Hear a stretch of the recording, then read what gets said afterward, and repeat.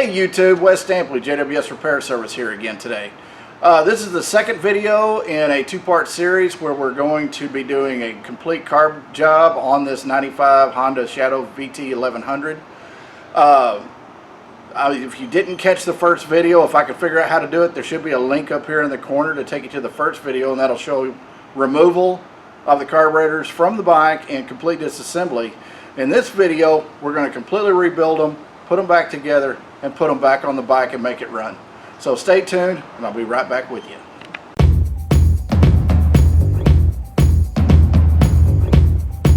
Okay, here we go.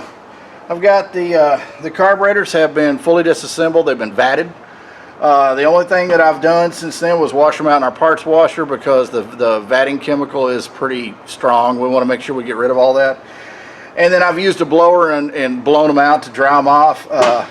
Didn't want to do that on camera because I didn't want to make anybody go deaf. So there we go. But anyway, so these are ready for rebuilding and reassembly, and we're going to go through that step by step. So in order to do this correctly and to show you everything that you need to see, it's going to take some time. So grab some popcorn, a beverage of your choice, and relax. If you don't have time to watch this video right now, then wait till you do have it, because you do really need to see all of this if you plan on being able to have a chance that yours will be correct when you do it. So first off, we're going to look at our kit. Now this is an all balls kit.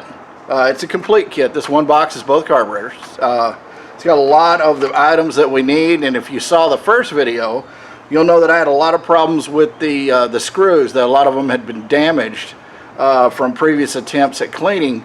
So the one really great benefit about an all balls kit is it comes with all new screws, so that's a good thing. So the first we're going to do is we're going to go ahead and separate out our, whoops, oh no, I was thinking that was just a little plastic piece they knocked out of there. We're going to separate all the parts out into each carburetor. Now we're not going to need this old float ball gasket. We shouldn't need the sealing washer for the float valve, but I'm going to take that off anyway, just in case it doesn't come with that. We don't need the old float valve. We don't need that one. Let's get this old stuff that we know we don't need these screws. We're not going to need that. You do need the pin for the float. Don't lose that. They don't come with those, but we'll have a new washer and O-ring for the mixture screw. So I'm going to put this over here. We'll have a new fuel screw, so we can put that over here. We'll have a new pilot jet, but I do want to confirm the size. It's always good to confirm the sizes on the jets before you replace them. Sometimes they may have a oopsie and not actually have the right jet in something, or it may have been rejetted. Now this bike still has the factory exhaust on it, so I doubt very seriously it's been rejetted, but we'll just confirm those sizes before we put those away. So let's open up our kit. We'll take our bowl gaskets, place one over here on number 1 and one on number 2. Matter of fact, I'm just going to kind of dump this out. That'll be good. Okay. Alright. Here's our slide needle. Here's our float valve, and it does have the new washer in there, so we can get rid of that. I thought it did, but just in case. You'll see it's got the new little basket screen on it, and it's bigger, which is better because it can catch more stuff that way. We'll leave that in the bag for now until we install it. This one, the same thing, goes over here. Here's the needle for this side. There's pilot jet. This is a 42 and a half. Holy crap. Yeah, it really is a 42 and a half. All right, well that's kind of what I was wondering. They don't use a lot of half sizes, but I mean they do happen. I just didn't realize this one had a half size in it. But anyway, we'll get this old stuff out of the way. We don't need that piece or these pieces.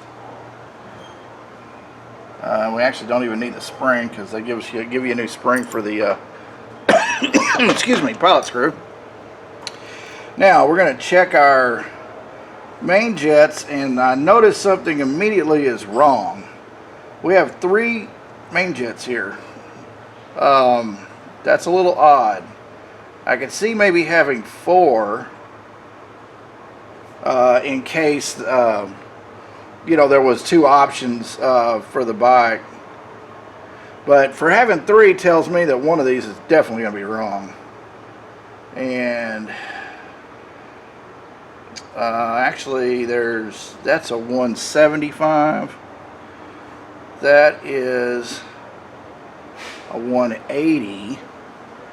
And this is a 185. And I believe 185 is what we need. Let's clean this old one off here and see what this says. Now, it may not have the same jet for the main jet for the front to the rear. That's one reason that you mark everything and keep it separated. So we're going to check and see if the rear cylinder is jetted differently. And I'm going to have my lovely assistant come over here and read these numbers because I can't see them. They're pretty small. That looks to be 165.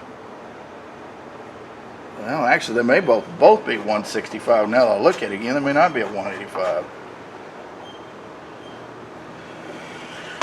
Okay, let's get him over here and take a look at this and see what he comes up with as far as what he can read on the sizes. Because I can't tell for sure if that's an 8 or a 6, but I know I don't have, that may say 165 actually. 175, and I believe that says 180. While I'm waiting for him to get over here and read those jet sizes, I'm going to go up and check the microfiche from Honda and confirm jet sizes there. So I will be right back. Okay, after a bit of confusion and looking some stuff up, I did indeed confirm that Honda lists a 175 and a 180 as optional jets for these, but this bike ran fine, or would have run fine if the carburetors were clean. So it appears that they have shorted one of the factory 165 replacement jets, and I did confirm with my lovely assistant that did indeed say 165 and not 185. So what I'm going to do is we will reuse one of these jets, and I'm probably going to replace this one since it's kind of boogered up there on the end. So we'll just go ahead and replace that. So we're going to start by polishing these the emulsion tubes and get those nice and smooth on the outside. Remember, we talked about how the air flows on the outside of this tube and through these little bitty holes and mixes with fuel that comes up through the main jet and pre-mixes that fuel to help it atomize more efficiently once it actually goes through the nozzle, past the needle, and into the venturi of the carburetor. So it's important to make sure that this is nice and smooth. There's nothing restricting the airflow. So that's what we'll do. And then we're just going to kind of, doesn't really matter if I polish this up. It just looks nicer. You're seeing it. Of course, the customer won't see it because it'll be inside the carburetor on the bike. But this is kind of some of the stuff they never see. Kind of like when we build an engine or whatever, they just know that it works now, but they don't see all the pretty stuff inside it. So I'm going to blow that out with a little bit of brake cleaner. This is what I'm using. I think you've seen me use it before in other videos, carburetors. This is something we get from our normal supplier. It's a very good product. It's fast drying, doesn't leave a film. And if you're in any kind of a restricted area, it is volatile organic compound or VOC compliant. So you don't have to worry about people coming in and yelling at you, telling you you're destroying the ozone. Alright, so let's go. We cleaned that one. I'm going to go ahead and clean this one up. And they're going to replace this jet with the new replacement. It kind of bites that they gave us 3 jets when there should have been 2 that were the same and then 2 optional. and they gave us one that was the factory jet at 165 and then the 2 optional jets, but they shorted us. Something that's fairly rare. I don't know how that happened, but there's a possibility that somebody could have even purchased that kit, removed that jet because they need it, and then returned it because, well, you know, sometimes people suck and they'll do that. So anyway, we're going to clean this up so it looks pretty.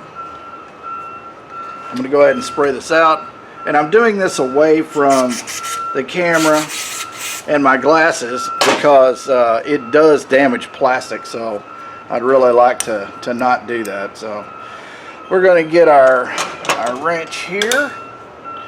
We're going to knock everything off, apparently. Golly. Knocked 4 screws off in one hit. Alright, that didn't even come loose. Alright, let's do it over here since it's going to be funny, but this jet is kind of jacked up, so we're going to actually have to install this just so it can hold it, because this jet is already damaged, and that's why we're going to replace it. Normally I would replace them both, but like I said, since we've only got one, we'll take that out. As you can see, the head of it is kind of rounded off there, so we'll get rid of that. Let's just confirm again, this is the 165, and it is. So now we'll install that jet.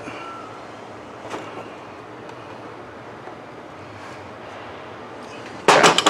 I'm going to go ahead and take this route for right now because we're going to go through this step by step. So, okay, first off, if you're reusing your jets, there's nothing wrong with reusing your jets, but it's nice to have new ones, but we didn't get a new one.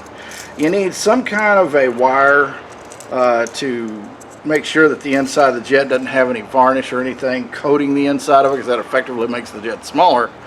And if you look real close, I don't know if you can see it or not, but there is a knurl to this wire. It's got a roughened area here. So what I'm going to do is take that and put that in the jet, and then just kind of run it around and turn the jet. We don't really want to make the jet bigger. We just want to make sure that it's clean, that it's really good and clean.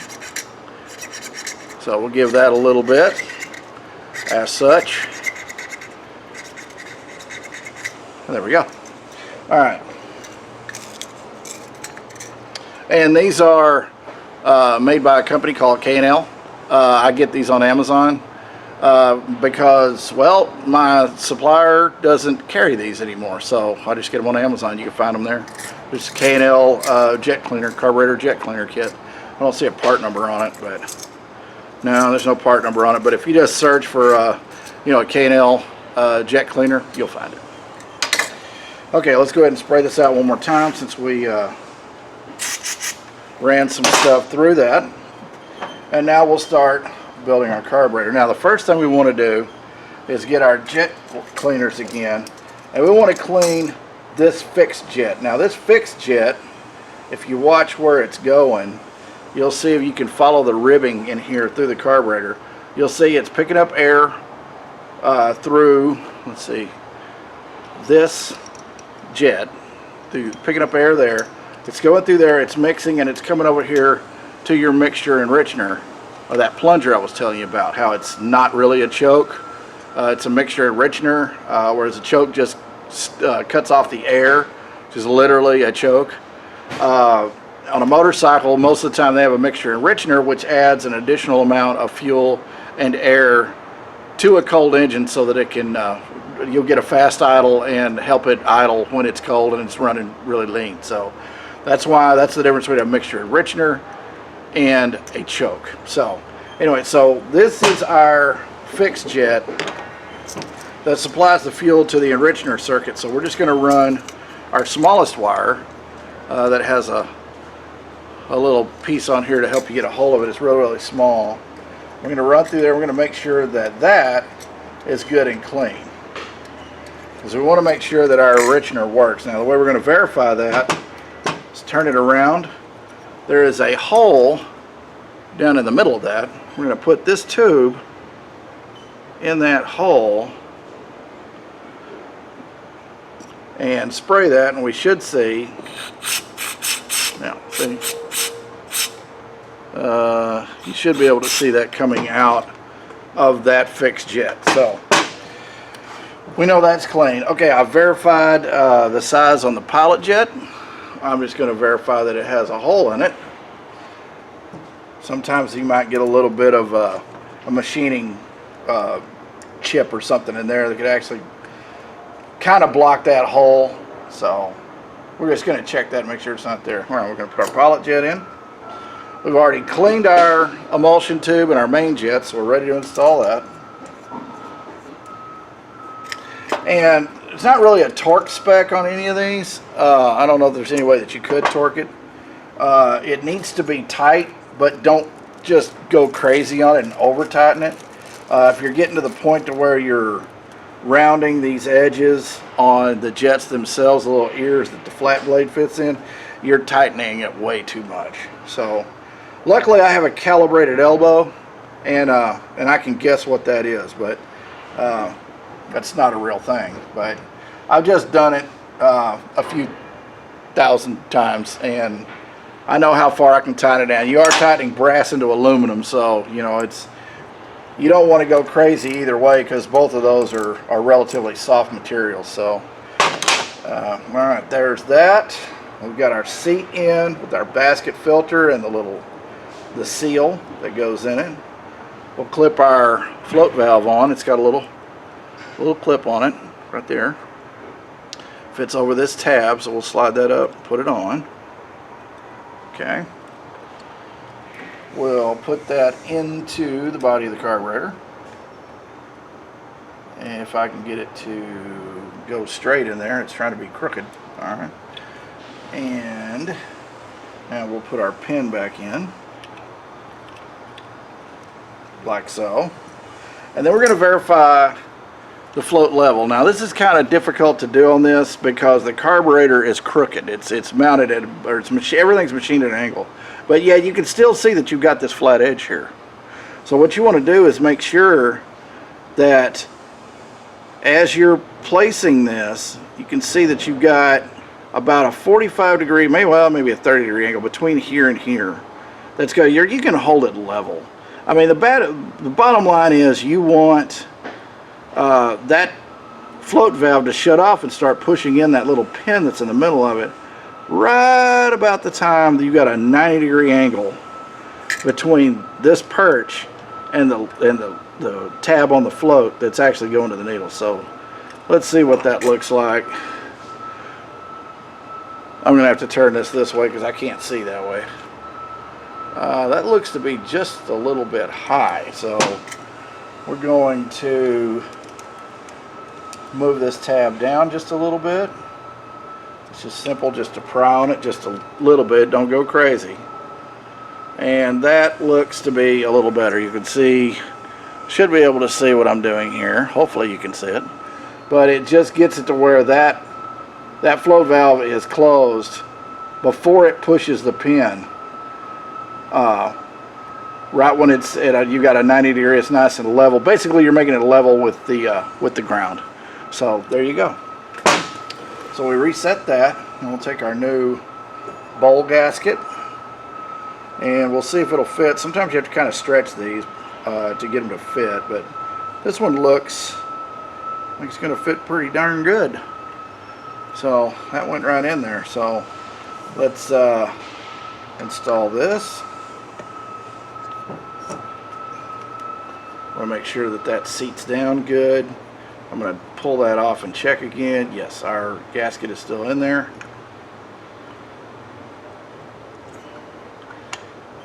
Okay. Now we'll take our new screws, and we're going to use the longer ones for the bowl. I've got long ones and short ones. The short ones are going to go on the cap because they're only holding just a flat cap, a very thin flat cap to the top of the carburetor. So you don't need the long ones for that. The long ones are always going to go in the bowl.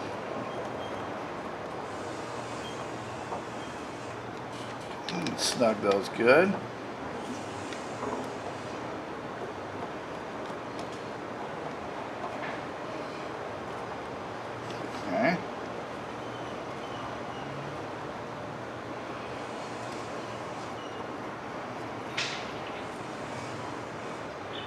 Alright, we got those. Now we can go ahead and put our, whoops, that little bushing fell out.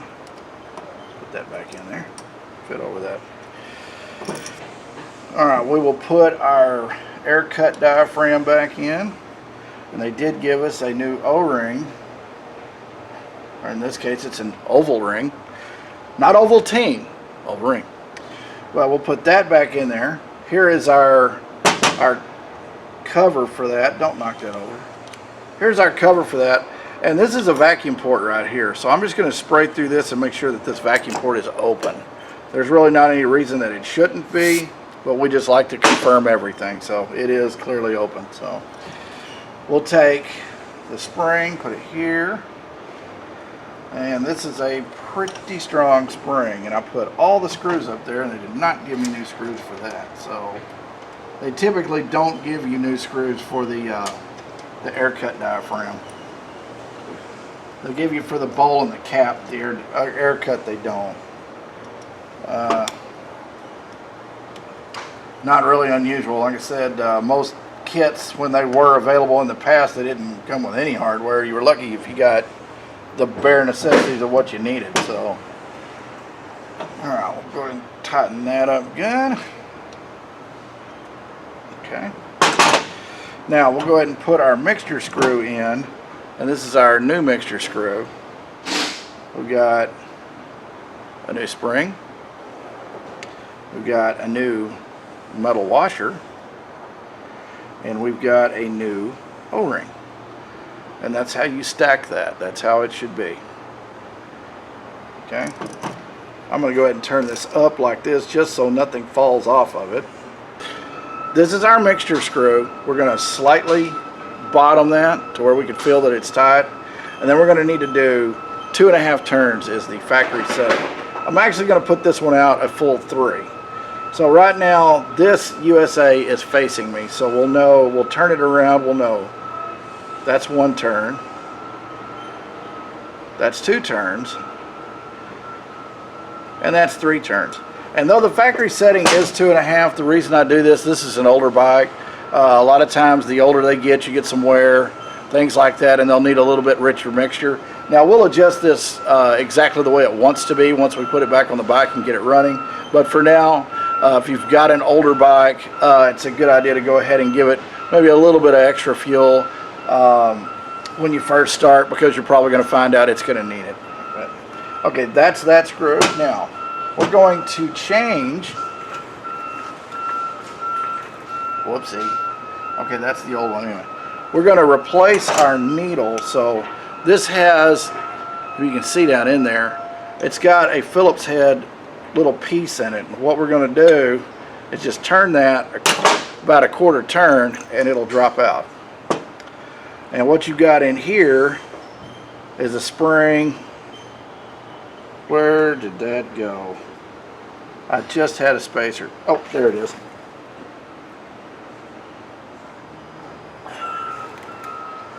There's a spring in this cap that holds the needle in.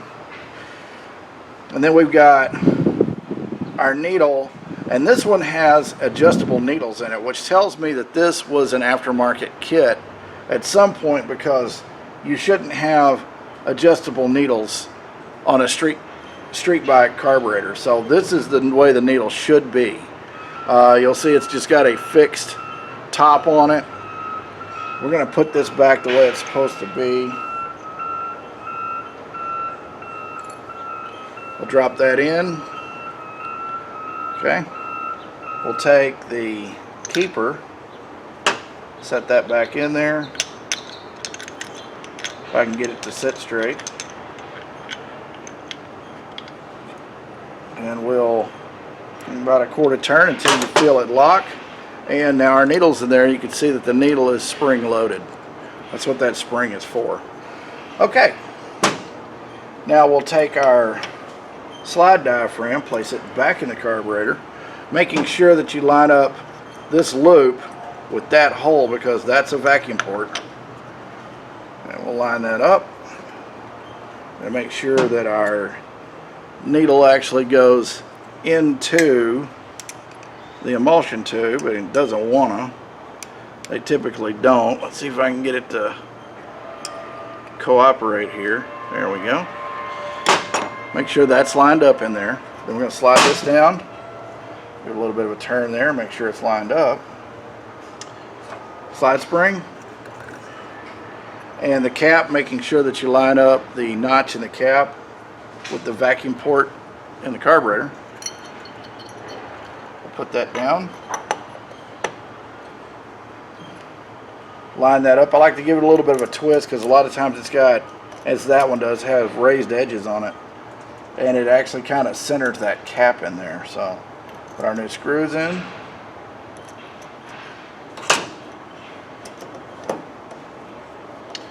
We will tighten those up.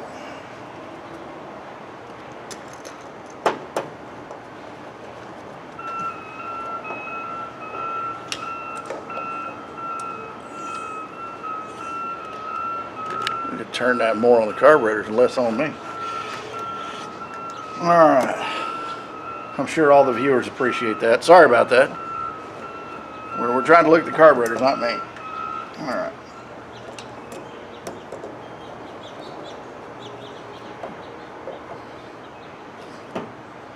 Okay, there is number one completed. Is that little? Yes, okay. Just want to make sure that little spacer was still in there because it likes to fall out. Okay, there's one. Now we're going to do the other one. We'll line all this stuff, put all this other stuff up when we get to it. All right, same procedure. We're going to check our enricher circuit for the fuel, our fixed jet. We will place the tube in there. Whoops, we're not in there. All right, let's get it in there.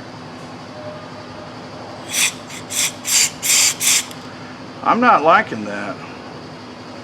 I got some through there, but it didn't look like it was fully open. Okay, yeah, it is. It just wasn't, for whatever reason, it just didn't want to line up with that hole very well, but it is open. Okay, now we've got a new jet in this one, so we don't need to run a wire through it, and I've already verified it's got a hole in it. All that's good, so we'll just install our emulsion tube.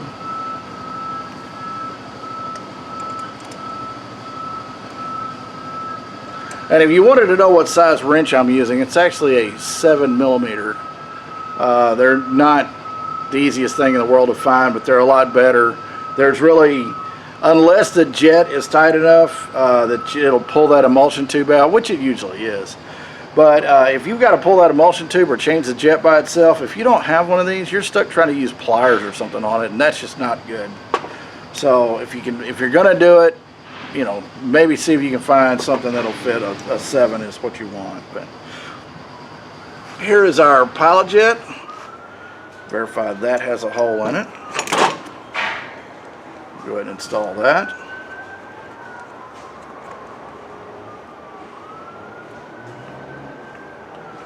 Get that good and snug. Now we'll do our float valve and needle. Float valve and seat, rather. Here's our sealing washer. We'll install that.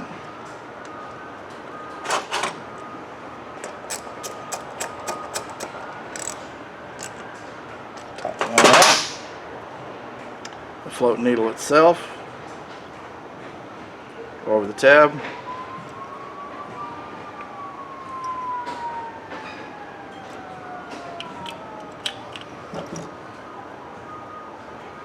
And we'll put the pin in it, and then we'll check for level. And wow, this one is yeah, this one is definitely high as well, so we will lower that just a bit.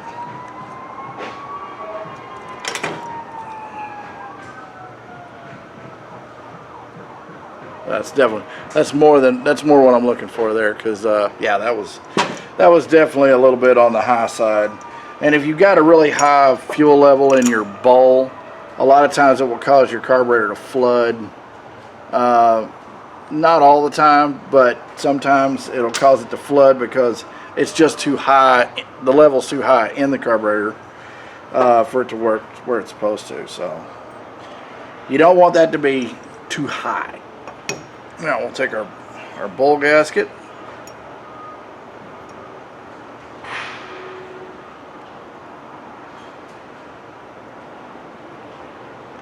Place that in the groove, and this one's wanting to, I should have known I got too lucky on the first one.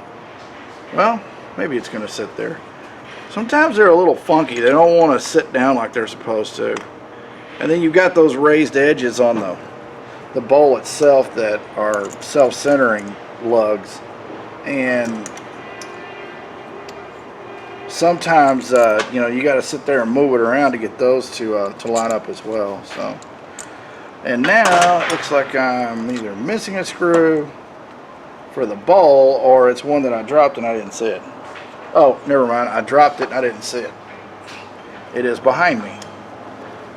So I guess when I thought I dropped 4 screws a minute ago, I actually dropped 5. So, hey, if we're gonna do it right. Okay. Let's go ahead and get these tight.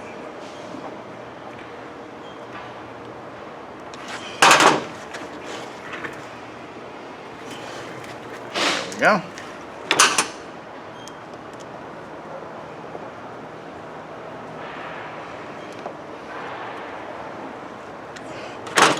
Alright, we've got that tight. We can go ahead and put our air cut diaphragm in. There's our new O-ring.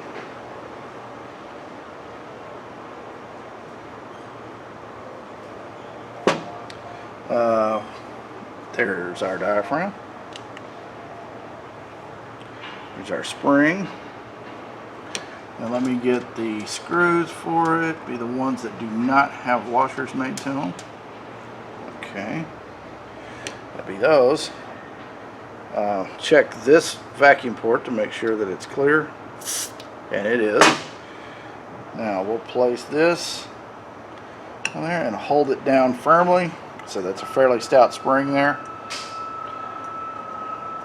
And we'll get that mounted.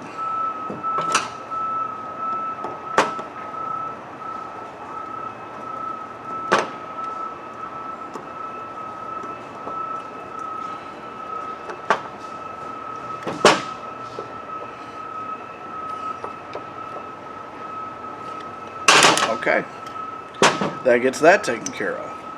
Now we will put the mixture screw in. Here's our new screw. Do you remember the pattern? Spring, washer, and O-ring. If that's what you said, congratulations, you were paying attention. Okay, we'll put that in. We will screw that in until it lightly bottoms.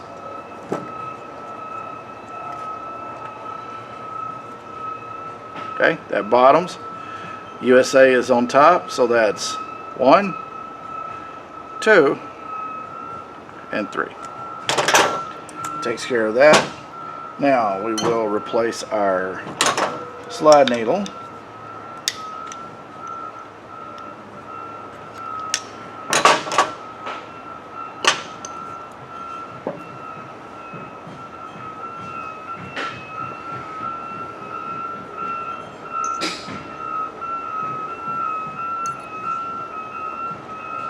Drop our keeper back in, and of course it fell upside down. Wouldn't have that any other way.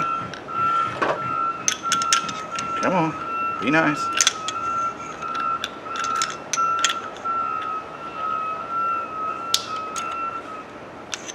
We'll put that in, turn it, just turn it till it locks. That's all you got to do. Then we'll line up this vacuum port with that. Of course, we got to get the needle to set into the emulsion tube, and I can't do that looking that way, so bear with me here a minute. There we go. Make sure our diaphragm's in the right place. We'll get that taken care of, laid down in there like it's supposed to be. Slide spring and the top, making sure that we line up making sure that we line up this with this. So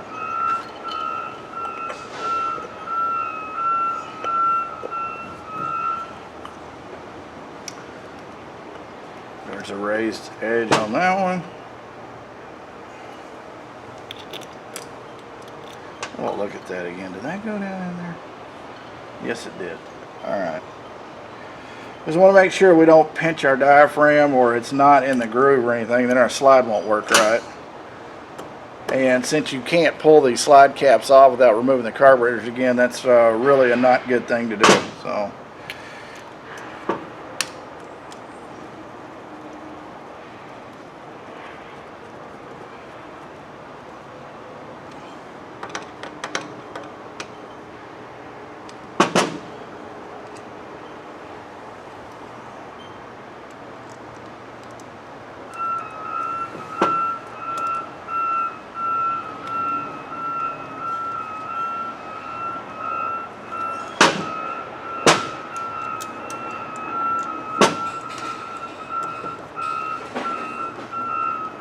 Alright, this will get our slide cap on all the way. Just go around, just double check the tightness. It's pretty good. Make sure your slide drops back freely. I actually did not do that on this one, and wow, looky there. It's not dropping all the way back down. That's definitely something I need to address. Shame on me for not noticing. I forgot to check that.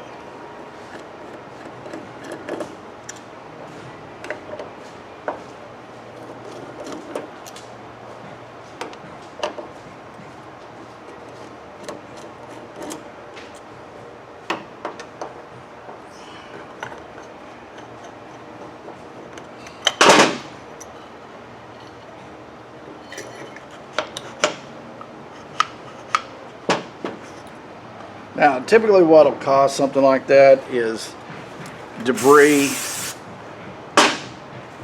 a tiny piece of debris on either the slide body itself or the bore of the carburetor where the slide goes in.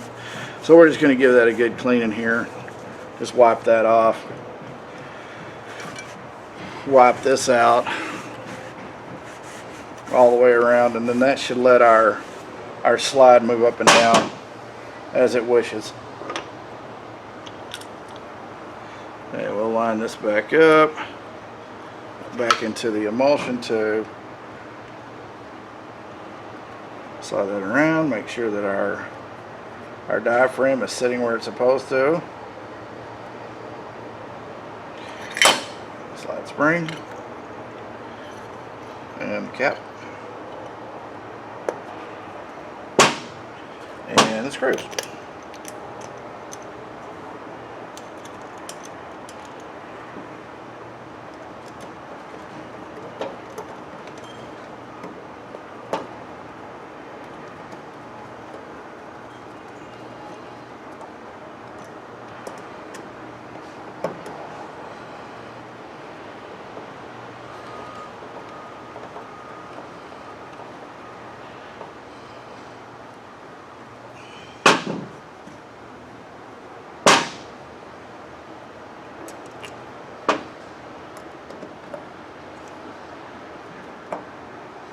Don't like the way that's not lining up.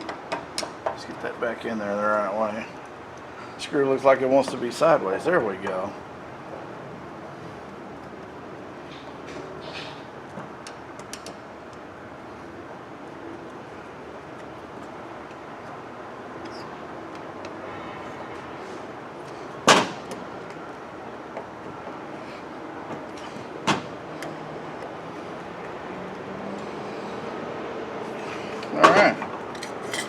Now, these O-rings you have left over, what do those go for? Well, I'll tell you, 2 of them go for this vent tube, and the other ones would go to fuel crossover if it had it, because some bikes have, and even some models of this bike have a separate part that crosses over where you'll have fuel that goes from comes in at one point and then goes to each carburetor.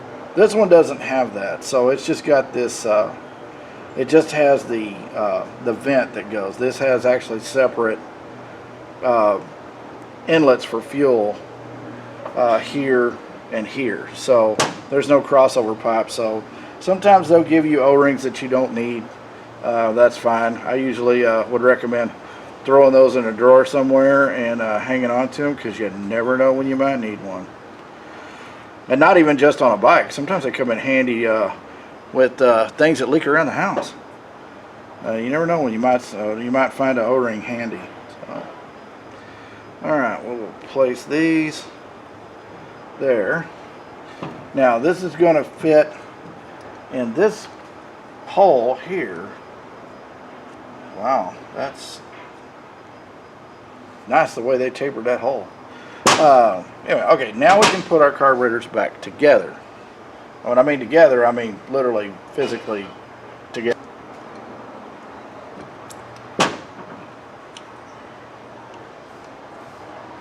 That would help if I did it that way.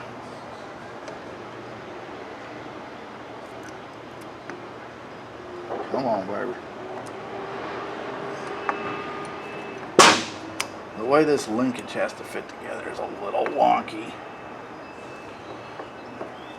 Okay, what I'm going to do is back this sink spring up to where I can actually get this part of it in there so that we can synchronize the carburetors.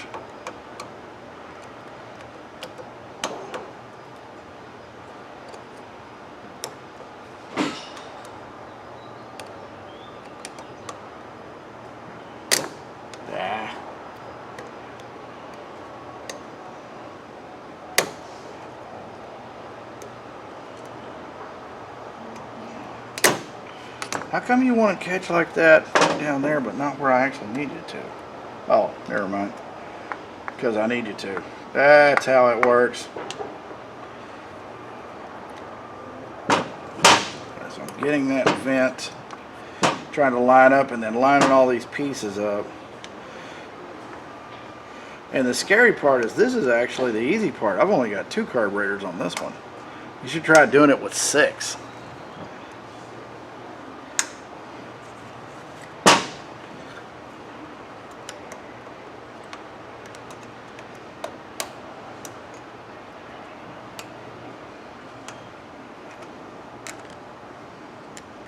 Okay, now I can get that sink spring to move up. Oh, that's a tight little sink spring. And then I've got to get it where it's actually in there. And something ain't exactly right because I got to get it like that. There we go. Alright. Now let's see if we can get this spring to straighten up. There we go.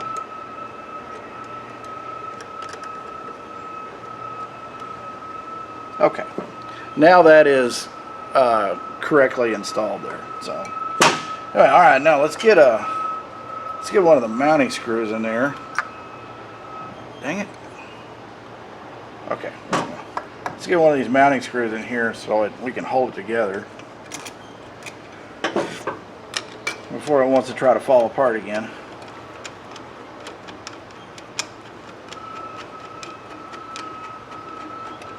Yeah, they always say patience is a virtue. If you're working on motorcycle carburetors, it's a requirement. Okay, let's see. We got that. Line that up. Put this screw in.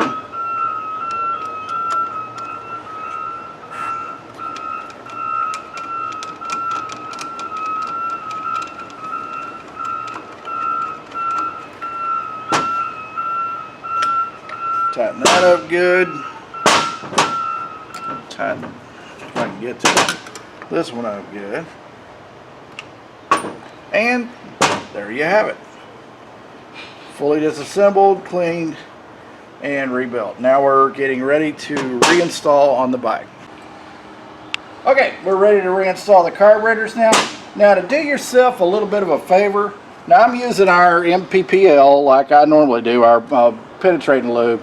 But find some kind of a spray lubricant. You can use WD-40 if you want or whatever, and spray your intake boots up here and get them both and get them really good before you try to put the carburetors back in. Trust me, you'll thank yourself later. They're going to be kind of dry, and they're not going to want to just slip in there. I mean, they're still not going to want to slip in there anyway, but at least that'll help. So now we'll take our carburetor assembly. I'm going to try to do this with the bench up so you can see better. We're basically going to put them back in the same way we took them out. So I'm going to turn them up on their side, find the little sweet spot where they barely fit through. See if I can get them turned. No, that doesn't want to work at all that way. Well, crud. Let's go. This is actually opposite the way I took them out, but we'll see.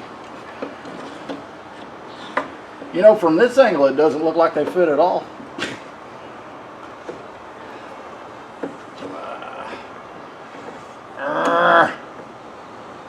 I'm not going to try to jam them in there. We got to get them turned right. They will fit.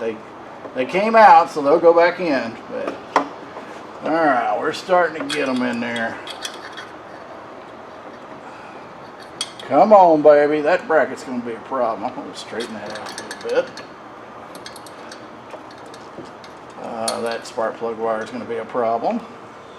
This wiring harness is going to be a problem. Basically, everything that's on the bike is a problem now when I'm trying to put these back in. But that's just kind of par for the course. That's what happens when you cram so many components in such a small space. Alright, we're fixing getting a problem here because we got one of our clutch cables.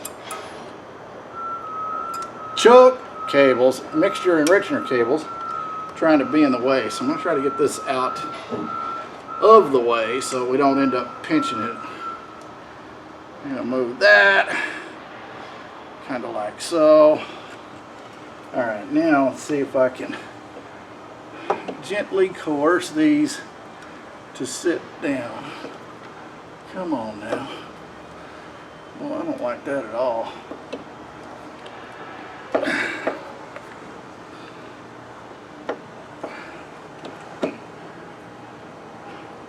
You know, you could do 100 of these in a row and no two of them would be the same. It's a miracle how they're all similar, but they're not. I mean, you can do like this one, they just jump right out. You know, the next one you can't get them off, or you can't get them back in, or whatever. It's a miracle. Now this is just plain just trying to be stuck. Can't move it either way. Okay. Now I've got it out. I guess I'm gonna have to try to do it the way I got them out, but sure doesn't want to do that. So we did it like this.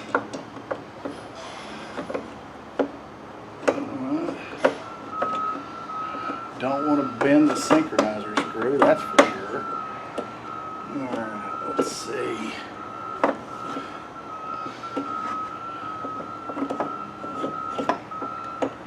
Turn it. Hold your mount just right. Turn it this way, turn it that way.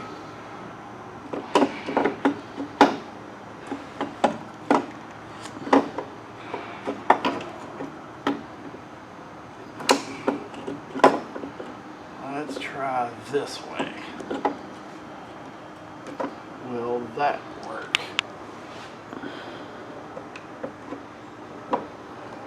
Yeah, this is the part they cut out in most videos. They don't want you to see this, because this makes it, you realize that it actually is not as easy as it looks like it is. It's not easy for them either. They just cut that part out so it doesn't, you don't see them struggling with it because they're professionals, you know, but it sucks for us too.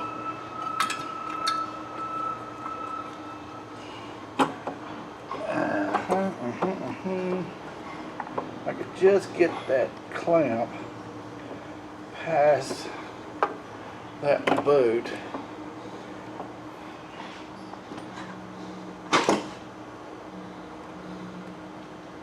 Let's get that out of the way.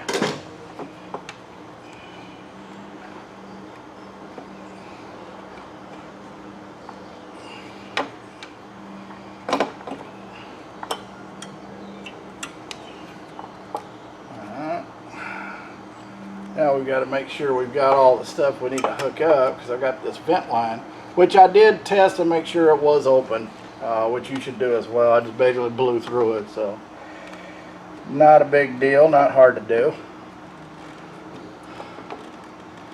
Now we're gonna continue to work these around.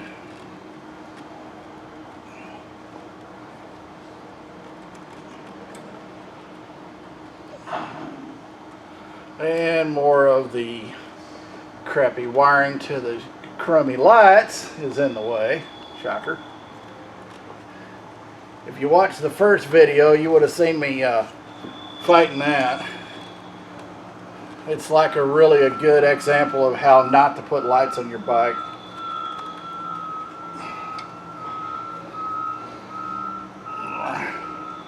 Please get under that harness. Wow. I really did not want to go around that harness. Alright. Okay, let me get my fuel line back up here. Okay, there we go. And moving all of the cables and lines and wires and that.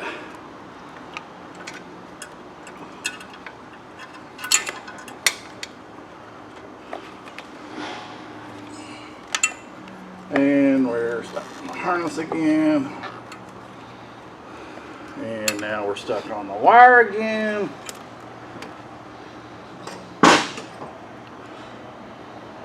Hopefully your bike does not have crummy wiring on it for lights, because man, that really is definitely adds to the displeasure of trying to do this, because they ran it all across, which was very easy, convenient for them, but they really ran it across some important stuff for if you ever wanted to work on it. But not the first rodeo.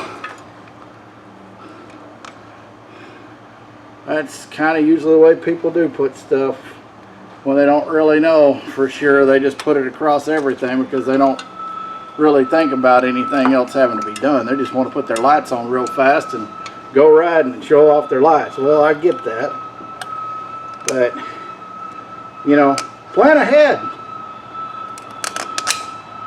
It'll save yourself, especially if you're working on your own bike. It'll save you a lot of trouble down the road if you just spend a little extra time and plan something out now rather than just doing it the quickest and easiest way that you can.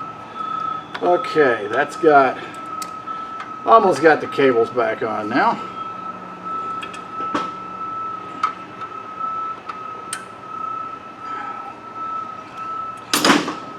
Okay, now we've got that in that intake boot.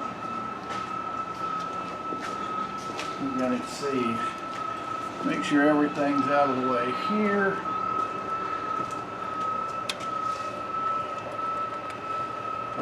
Stuff is where it belongs. Nothing is caught.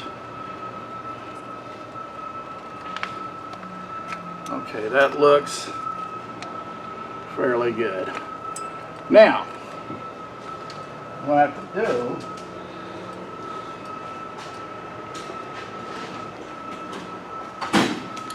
is get a pry bar, and we're going to gently pry these carburetors back into the intake boots. And you just kind of have to do that because they're sitting at opposing angles, so they don't, they're not going to line up perfectly. You're going to have to work them in. So this boot on this side is trying to roll inside the carburetor, so we're going to have to try to space this out a little bit like that.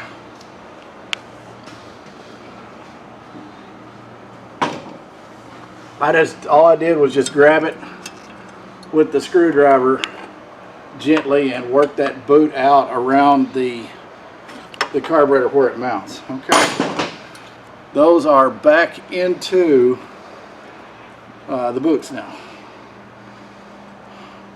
So now we're going to hook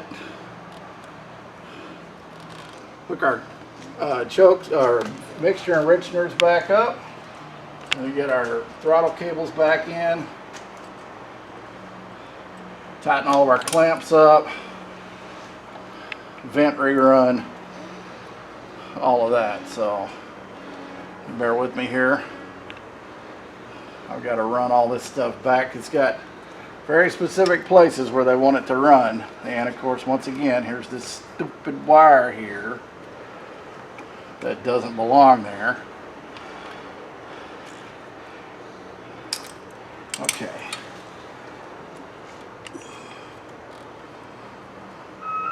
Okay, we'll put this plunger back in there.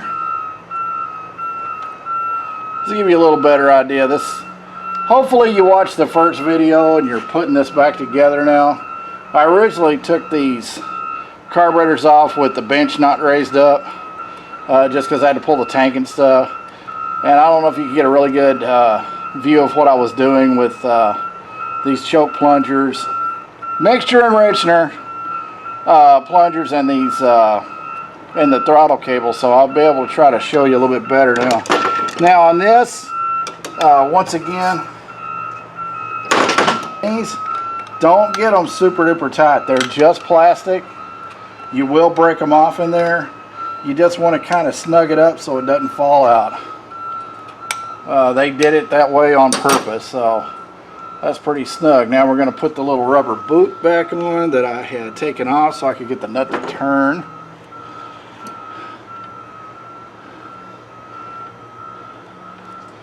Just push that down on there.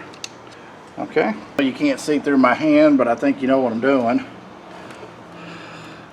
I'm just going to start this by hand to make sure that I'm not cross-threading that plastic nut in there, because it's really easy to cross-thread. You want to make sure that it's going in pretty easily by itself. Don't force it. It's kind of like a spark plug. If you've got to put a wrench on it to try to start tightening it from the first thread, you're probably putting it in sideways. And then you got to come see me, and you're not going to like that. That can get really expensive. Alright, this one does not want to, there we go. You can feel it when it finally grabs that thread.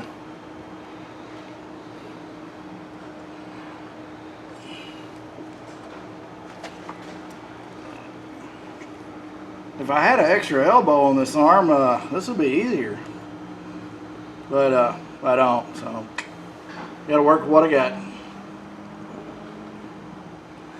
Okay, now we'll snug this just a bit.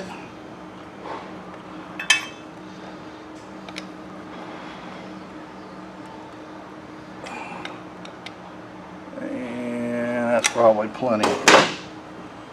Now we'll put the little dust boot back on each side. And make sure that we've got that seated down.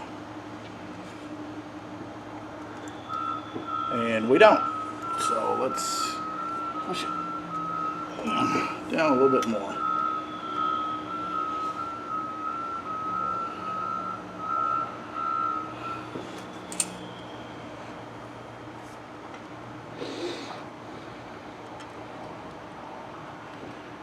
Come on, baby. Sit on there. Okay, now it's down all the way. Just keep the dirt and stuff out of that. Alright, and while I'm here, I'm going to go ahead and put these fuel lines back on because they're kind of a pain to get to. Actually, I'm going to put that vent line back on too because it really is a pain to get to. I really need to be up on top to do that, but well, I'll get up there and do it. But for right now, we're going to put the fuel lines on.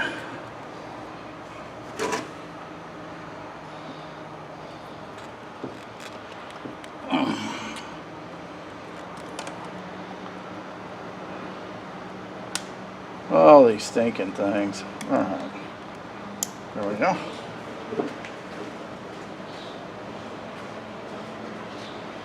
And we'll put the fuel line on the other side.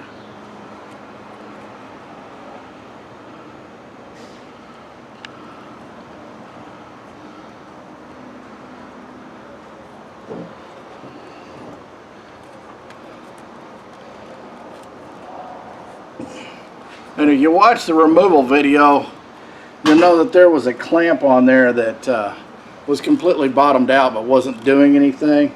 I didn't bother to put that back on there. Most of the time you could see how tight those fuel lines actually fit. It's not really necessary to use clamps on those. They're not going to just fall off. I'm going to line up the flat. Slide it into the throttle cam. Pull that back. Cable back into the mount. And we'll put the nut on it.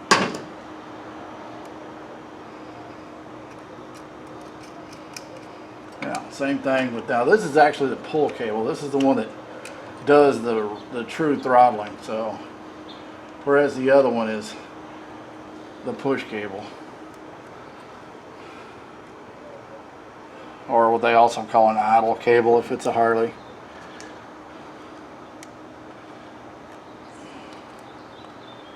Okay, come on, baby, give me enough slack here to do this.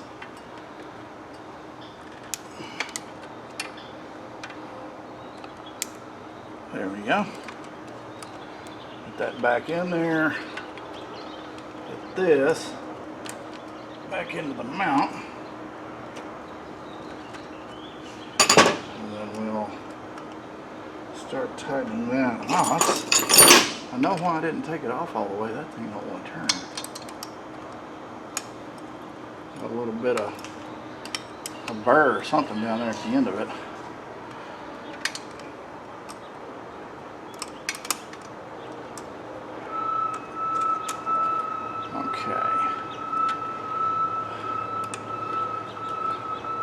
Now this, your idle cable, or this top cable, the actual pull cable, it's not adjustable, so just go ahead and feel free to tighten it down. It just sits where it sits. You'll make the adjustment on the throttle cable, and we're going to do that here in a sec. And you get this snugged up. It's really important to make sure your throttle cables are tight. And this one's got a stupid, oh god, it's got a death thing on it. Don't ever put one of those Vista Cruises on your bike, people. I'm not a fan of anything that causes your throttle to stick. You can see it's not letting that return. And it's not because anything's bound up, it's because this thing is always putting slight pressure on the grip.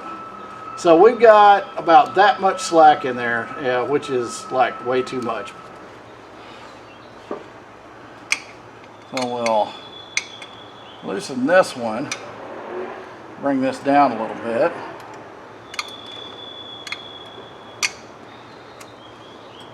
Pull it back. Bring the adjuster nut down.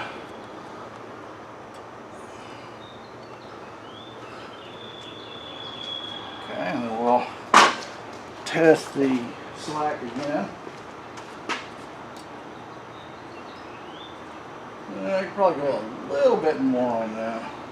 This is about a 1/16 of an inch of free play in it, so we're going to give it just a little bit more out of there.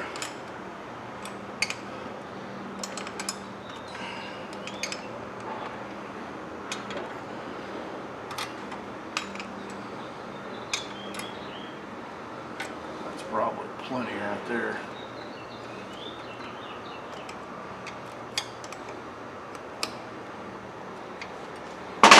Now we'll check one more time. Oh yeah, that feels good right there. We got just about the right amount of slack, and that would return freely. You can see over there, if I'm turning this grip, it's not actually applying the throttle. But when I turn to there, it does. So we want to make sure that that all returns freely. Okay, now we're going to tighten up our mounting clamps.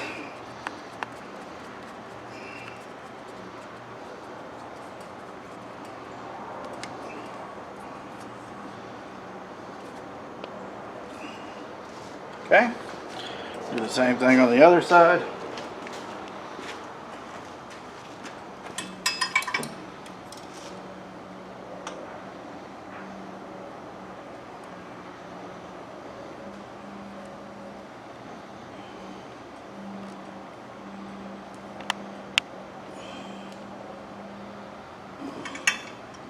Make sure that one's tight.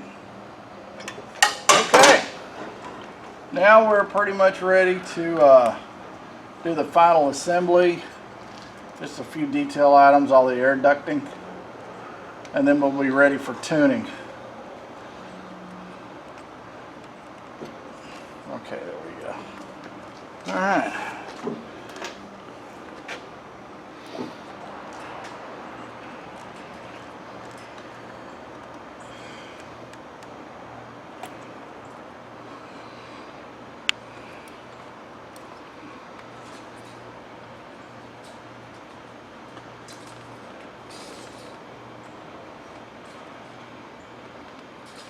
Okay, come on. Be nice. You want to go back together. We're going to make you run good now. Always like to give the bikes words of encouragement. Sometimes they've suffered years of abuse from their owners.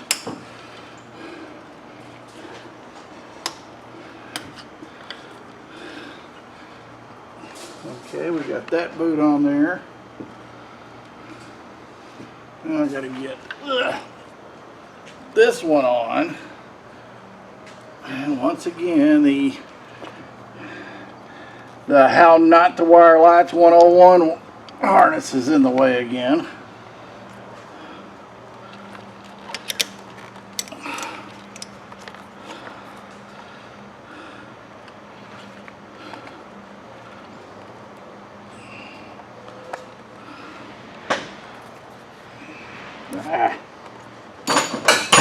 It's a little bit longer than that.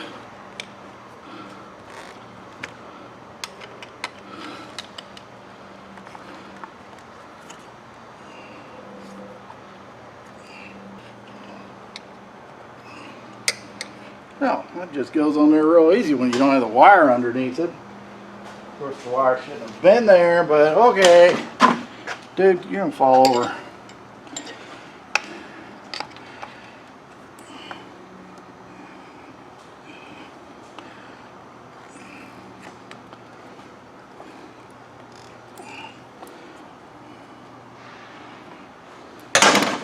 Alright, we got those on there. Tighten this up.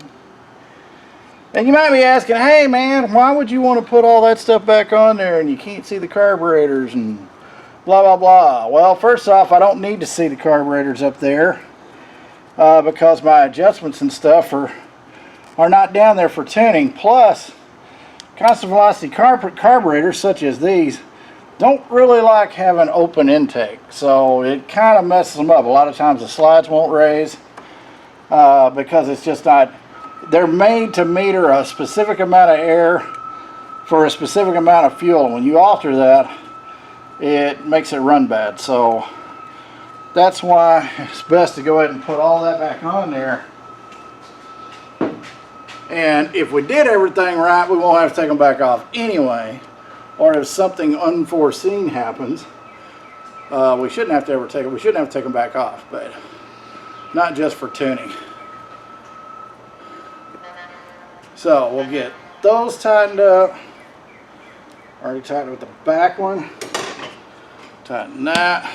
That I tightened before when I took it off. Okay, I think we're about ready to throw some fuel to it and see how she runs. Alright, welcome back everybody. We're ready for the tuning part. Now what we've done right now is we took out the little Phillips head screws. They were right there. These were right there. We've put in our synchronizer adapters. We've hooked it up to the manometer. And this is where we can check the synchronization. And then we did the same thing obviously on this side. And don't mind the cables, but this battery is dead and the customer said it was a brand new battery, which is no good. But anyway, same thing over here. There's the synchronizer port, there's the adapter, And here it is hooked up to the manometer. Now we'll start it up and check and see and look what the synchronization looks like on this bike. The only thing that we've done since we broke last time was just prime the fuel system, which basically amounted to just spinning it over for a minute, let the fuel pump pick up fuel and get it pumped up to the carburetors. It took a while on this one because we had to replace a fuel line, and we added replace a fuel filter that somebody had added in a really dumb place. Almost as bad as the lights that are on it. But anyway, it was really hard to get to, which means we had to purge the whole line so it had no fuel in it whatsoever. You'll also see that we're running it on a jumper tank.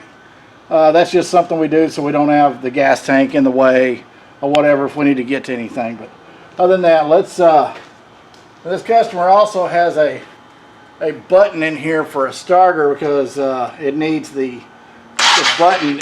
It doesn't always work, so. Now we'll take a look at the sink, and wow, well, it won't be adjusting that. That's about as close as you're going to get it. The actual spec on it, you'll see this is graduated. This is 10, this is 12. The actual spec on most motorcycles is anything within 2. This is within a tenth of 2. Alright, so that we're not worried about. Now we'll go ahead and set our mixture. We're going to try this carburetor first.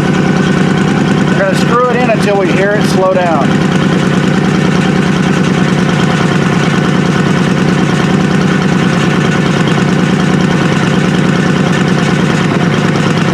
Okay, there it is.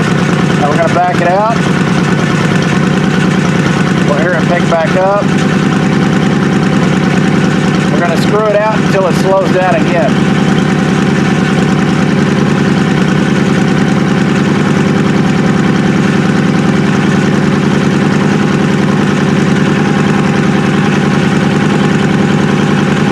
No, we're not. Well, unfortunately, this pilot jet is too small to actually hit the slow down, but we've got our maximum idle there, but if I leave it out that far, it's going to fall out. Basically what I'm going to do is do a lean side adjustment. I'm going to screw it in just like that to where I heard it slow down. I'm going to back it out, give it a minute till it picks up, and I'm going to give it about one more turn.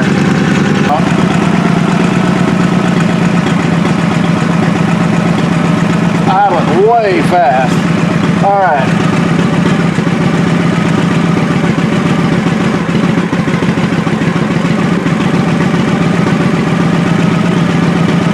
Pick back up.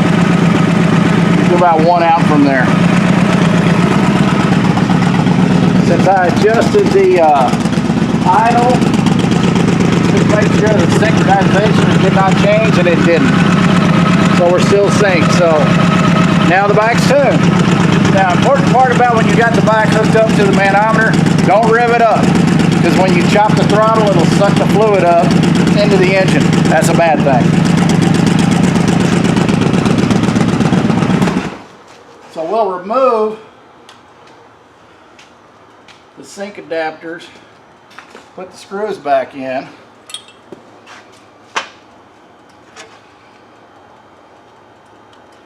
They do have a little washer on them, be sure you don't lose that. And we're going to place that back in there.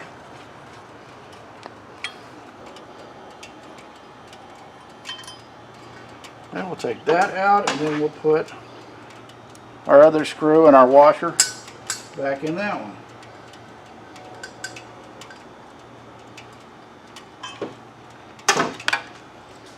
Okay, we'll remove the manometer.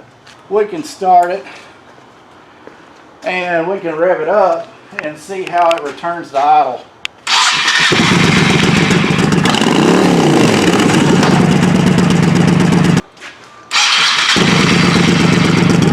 Pretty good. Starts, no throttle, idles, does everything we need it to do. So that's pretty much a wrap.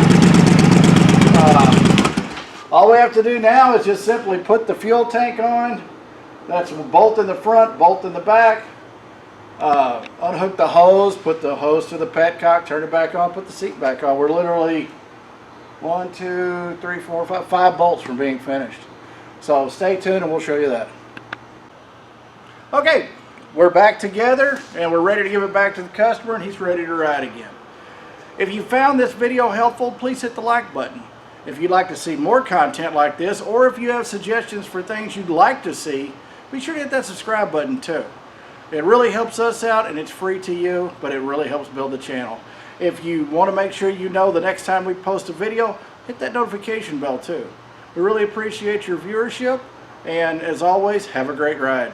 Also, if you want to check out our website, you'll find us on the web at www.jwsrepairservices.com. Thanks for watching. Take it easy.